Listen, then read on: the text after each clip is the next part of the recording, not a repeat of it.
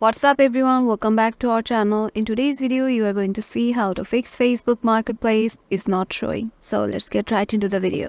On the upper side of Facebook you can see a marketplace, and sometimes this marketplace doesn't show. All you have to do is go to your hamburger menu, then scroll down and go to settings and privacy, or go to help and support. Here click on help center. In there you have to search and ask for your marketplace is not showing, and Facebook might reply you within 48 to 72 hours, and then I hope your problem will be fixed. If it is not fixed, you might ask for help again in this help center, and I hope by then your problem will be solved and your marketplace will show. And yeah, that's it.